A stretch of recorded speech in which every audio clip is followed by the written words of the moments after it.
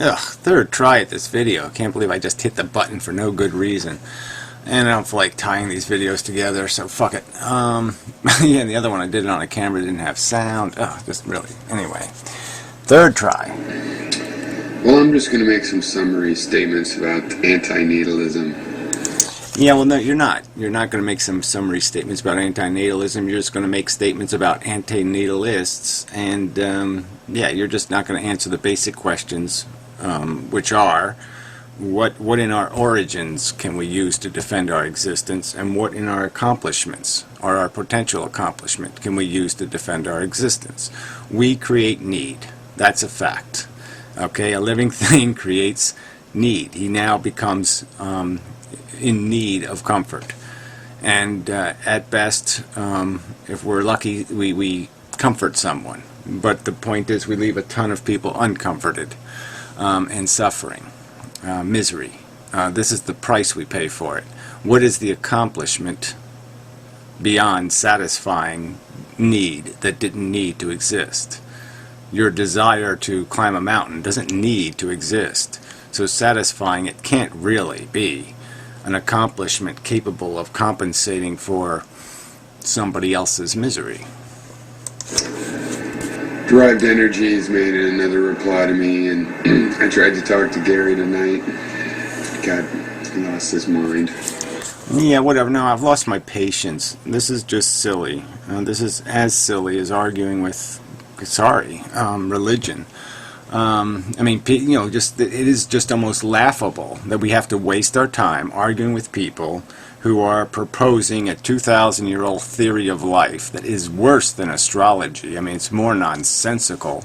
It's more outrageous and extravagant and bizarre.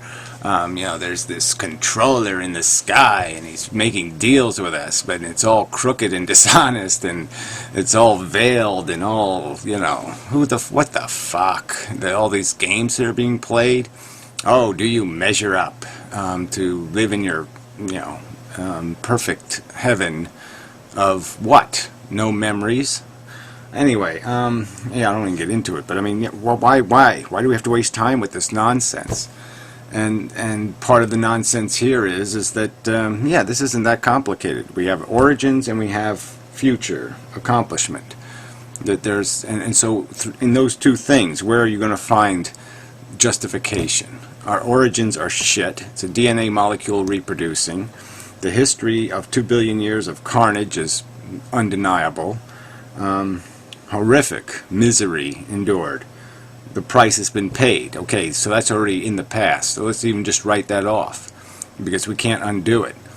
Yeah, let's just say we were rapists in the past. Well, we're talking about the future. What do we do with the future? What is it that we're going to accomplish?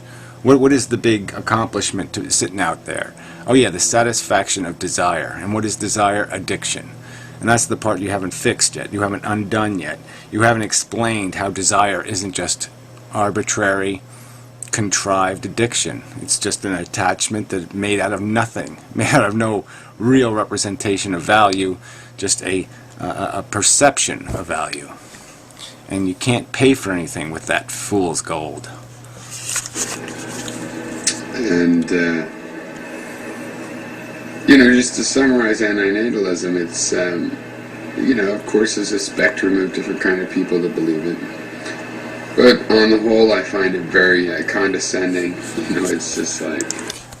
Yeah, so you're being condescending in ridiculing the condescending, so that doesn't really go anywhere. But there's hypocrisy in the claims of hypocrisy. So this is just, you know, you're just going to argue personality. You're not going to argue logic or some sort of rational argument explaining value and explaining how because you are addicted, you know what heroin is, you know it's valuable, and you can tell other people that they're going to value it. You know, that's just bullshit. And that you can account in your life. Your life is enough value and accomplishment in it to justify all the other lives of misery that you wouldn't live. These people think that they're off the hook for the crime, their benefit that they take from the crimes of the world, because we have these opinions like this. Doesn't get you off the hook. Yeah, well, that's a cute little thing. Yeah, so instead of attacking the argument, just attack motives or something, and contrive this nonsense that because people look at the world, look at circumstances, and find them insufferable, just unacceptable, not capable of suffering them, not capable of saying this is okay, because they use their intelligence to understand some portion of the magnitude of the horror that goes on. I mean, I watched a little nature program the other day, and yeah, it's going to run in my head for a while. And it's one tiny speck of what has gone on for 2 billion years. Sentient life cannibalizing sentient life for a bucket of calories. So its DNA can win some sort of king of the DNA contest. So we can be the best bacteria. I mean, it is that simple. It is that crude. And unless you do it a lot better than this, there's no way you can justify all that suffering. And just very insulting about how you don't even care and stuff. Now, Derived Energy has been very careful to be Mr. Uber polite, but then he still steps in there like he's going to be offended if I'm cussing at some guy that's insulting me and saying I'm full of shit. Literally. That kind of language. Then Yeah, this really isn't about the subject, is it? No, it isn't. Blind kind, he's going to go, oh, well, our position, you shouldn't be so rude and characterize our position. Well, I am going to characterize your position. Right, so if I characterize your position as intellectually dishonest, as bullshit skepticism, the most tear-apartable presumption that exists in human understanding is this presumption that life is a bogus little happy, friendly, yellow-colored word, yellow and green, with little daisies popping out of it. That's not what life is doing, okay? It's not what it's been doing for billions of years. What it's been doing is engineering great white shark's teeth and other mechanisms of carnage and slaughter. That's what it builds little slaughtering machines. And that's what the world is covered with, okay? We're all food, and we all eat. And it's an insidious game of who can get the most efficient tools for ripping the calories out of somebody else's, that somebody else possesses, something else possesses. And, yeah, I mean, so why not some skepticism pointed towards that word life, pointed towards what exactly is going on here, and for what purpose, for what accomplishment. Again, what accomplishment, except satisfying half the mess you make in your life, half the need you create, you satisfy, and then you're going to give yourself a trophy for that, while you leave the other half of the spilt milk on the floor, and say, that's for the next generation to clean up. I think it's a position of people that have privilege and are bored with life. And, the pain hurts so much because they're so sensitive. Yeah, so, no, you're not being patronizing or condescending in that kind of attitude. Yeah, again, but to a sense, it's true. I mean, over time, I have become hypersensitive because, by comparison to the average person, because, yes, more of my neural energy has been involving itself in imagining circumstances and imagining being in those circumstances and not finding them at all pleasant, being quite horrified. And it's bludgeoned me. Yes, that's true. And so, yeah.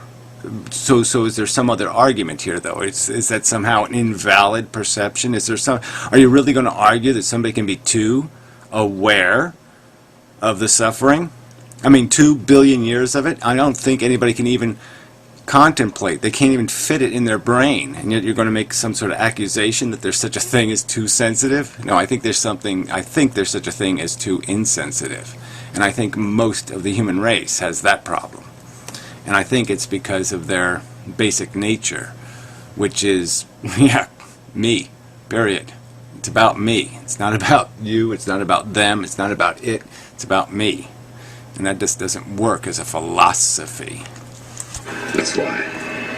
And you always want to go other people, or I know pain, I had to watch this person die, or other people could be dying in this situation.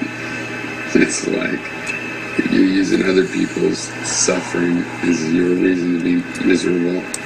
What a cute, again, another, just a perversion, right? So if you're at all empathetic, and if it all tears at you, and tears the all value that you're able to see away, from you, that somehow you're being laughably manipulative of somebody else's pain. It's that you want to see it. It's not that it exists and it gets in your way, and it's not something you want to. You can't justifiably cover up. You have to force it to. It has to have its right space. It has to be fairly seen. And you're sort of implying that there's this huge majority out there that's doing the unfair. Put the suffering where we can see it. And it isn't the skeptic would be. You should be skeptical of that. Don't be skeptical of the rest of the human race that seems able to cover up everything. They seem perfectly capable of out-of-sighting and out-of-mining, and just completely ignoring even fundamental biology. They will make distinctions between pig and dog. They'll do silly things like that, but the skeptic doesn't get on their ass for that. No, he's going to get on people's ass because they're allowing an understanding of somebody else's pain to get to bother them, to actually remain for the echo to stay inside their neurology, and to have a little bit of a peep of a scream now and then. And just like they're the only ones that care about the world because they don't even have to look into the details. The way I see it. Yeah, well, like I said, you're the one ignoring the details of our origin, which is, build a better mousetrap. That's all it's about. Build a better calorie stealer, okay, a calorie taker, okay, and that's what nature's about. And that's our origin. And then also the dilemma of our human nature, which is a bunch of imposed desire, addictions that are imposed by our nature. We got to eat, we got to drink, we got to sleep, we got to do the sex thing, we got to do all these different little things because these desires well up inside of us, whether we like it or not. This need for comfort, and there's always something to eat at that comfort, and you know it, and you know even in your dreamland of a better human society that there's still going to be a problem because we're not made to be happy and comfortable. We're made to keep pushing, to keep moving forward, to keep smashing the spokes on our little hamster wheel. And you haven't dealt with that fact, that detail. You will keep ignoring that detail of our psychology and the fact that it creates a dilemma for you life supporters, your life defenders. It's like I'm always looking for people. Human beings are great approximators, and so we always are pretty good at looking at reasons and ways to approximate, to ignore. Yeah, to ignore would be the key word. To ignore the reality and pretend that their God is going to come save the day, or Underdog, or Mighty Mouse, or Batman, or Superman. We love to fantasize about the big finish, about the happily ever after. There is no happily ever after.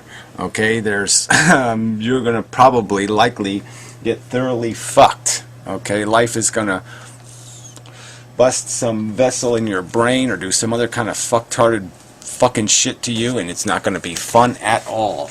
And that's what we get. That's if we're lucky. We might get out of here with only a few days of horror. That's if you're lucky. Details, but it gets to be a problem because sometimes you want to get a little sophisticated and you want to ignore the details so much. So I'm always looking for people ignoring details. Yeah, right. And so you're making this accusation to the people who have gone to tedious lengths to explain biology and psychology to you. And you're the one who have made no counter argument to those points. You have made no counter argument to our bastard origins. You've made no counter argument to the fact that addiction is desire. That's what desire is made out of. It's an addiction. It is arbitrary and fundamentally meaningless. It's an excuse to chase. It's not a reason. It's not rational. Okay? It's an excuse. You have to ignore and excuses that they have. That's what antinatalism is. It's like we talk about a few super bad examples. So yeah, a few. See, there's just a tiny bit of life is that carnage thing. A tiny bit of life is the consumption. You know, yeah, it's only a tiny bit of life. No, it's the nature of it. And it's just bullshit to sit there and argue that most of life is some wonderful little happy balloon dance, and it's only this little tiny piece of life that's crud, little nasty, gnarly pit. And regardless, the point is the balloon dance is completely unnecessary. If you don't create the addiction to it, the taste for it, the hunger, then you don't need to feed it. Bad and go, we just shouldn't be born, and then suddenly we don't have to solve all those problems. Isn't that lucky? Yeah, solve all those problems that really can't, as a practical matter, be solved. Number one, with we have unsustainable resource utilization, and you account for none of that. You have no rational plan to fix that problem. More people, you say no problem. No problem, no problem. That's all you keep saying is no problem. It's a big, huge problem, and it's a problem nowhere have human beings shown any capacity to deal with, any capacity to sacrifice any part of their world for a future world. That just doesn't exist in the examples that can be provided of what human beings do. So, you know, yeah, until global warming is here, then they will deal with the problem when the problem is here. They won't deal with the problem before it gets here. And the problems we're heading for are brick wall problems.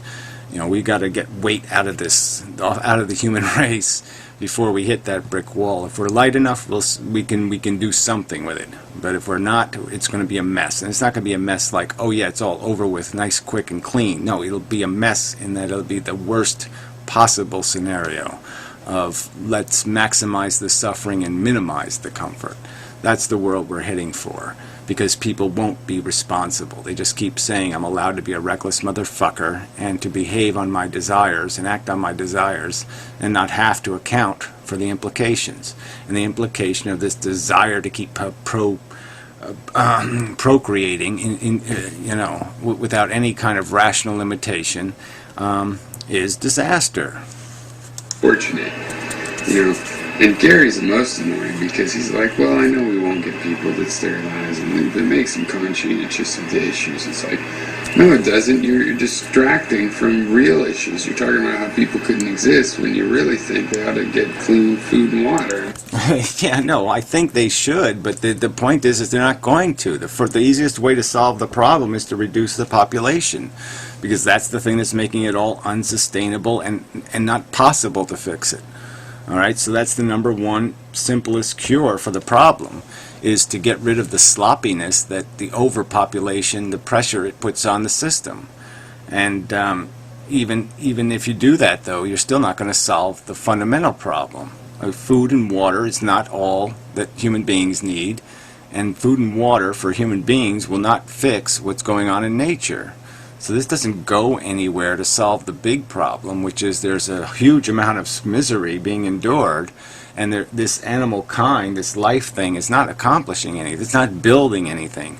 It's just running around and around and around in a wheel, satisfying an addiction that's been going on for 2 billion years. It's a 2 billion year old stupid addiction, and you just keep perpetuating it. Not for some reason, not because there's a rational imperative, but because there's a personal imperative. And that's not philosophy, and that's why you're intellectually dishonest. It's not skepticism either. It's just bullshit. It's just being a jackass human being. A little bit off the real subject in that case. Yeah, well, the real subject, again, is our origins, what the fuck we are, the mechanics of our functionality, and the fact that you can't turn it into anything. You can't, there's ultimately no need for the need we create. That's a fact. Our need serves no need. It doesn't need to exist. And that's a fact. And the fact is that makes it impossible for any satisfaction to compensate for the inevitable waste that's going to be part of this getting what you want bullshit. And plus this group, I mean, it's so emotional. Anytime it's all, like I've said before, you're never having to go to the psychoanalysis with any of these conversations you take on long enough. But it's just such an emotional issue that you see on display just some of the most ridiculous things, that you have not answered or addressed. Look, it's just ridiculous to me because yeah, right, exactly. If people throw the thought experiment, you will constantly break the rules of the thought experiment because you will not be confined by these realities. The reality that DNA is not a benevolent mechanism, that we are just acquiring tools that allow us to steal energy from other organisms. That's the mechanism. It's who's got the biggest razor, the sharpest, biggest razor blade. It's what it comes down to. This is a Nightmare on Elm Street scenario. If nature could have built them, we would have steel claws. when I'm arguing with people, I start to memorize their position, like as a skeptic would, where you could write it down and the other person would go, "Oh yeah, that's right, good, well put. That's what I would. That's maybe not quite my words, but more or less right." I memorize the other positions. I know Gary's position on this. I know Yeah, and I know your position. It's cliche, okay? You've just accepted some old dogma that says life makes sense. Life is purposeful. Why? Because you desire, okay? So yeah, it must make sense because I desire and I want to get to tomorrow so I can get the stuff I want, okay? Even though my want is completely arbitrary, erroneous, and, mechanically produced by a biological mechanism that has no integrity, I'll validate all that because I have this feeling of want. And that's all I need. That's philosophically adequate to answer the question of, yes, that's an accomplishment. There's accomplishment in satisfying the want. That's not an accomplishment by a rational standard. places where we have roadblocks that keep us from agreeing, and who cares? I don't really. It's not a big goal of mine to make sure we agree in the end. Yeah, right. And so that's more reason why you don't understand the other side. It's because, yes, you see it as, number one, it's not a real threat. So your side wins. And, you just don't feel, you don't see the horror of it. The horror. And so it's just, who cares for you? But for the others, from our perspective, from my perspective, if you saw the red numbers as I see the red numbers, and I'm only seeing a piece of them. Like I said, I can't even contemplate 2 billion years of this crap. And, I'm so sorry. It's stunning, even just glimpsing at it, even opening my brain to take a glimpse at those 2 billion years is stunning. So obviously I would have more emotional investment. I just like to find out, well, do we really disagree here or there or the other place? Where are the things? And, Gary has the gall to, question my integrity as if I haven't answered these things. And it's like, dude, I could answer it again. Yeah, dude. Yeah, really great. Yeah, dude, why don't you do that, dude? Okay, dude? Do me the favor, dude. Yeah, dude, yeah, let's explain it again to me, how the DNA is a benevolent instrument, an intelligent instrument, something other than an instrument that builds machines that steal calories from other sentient instruments.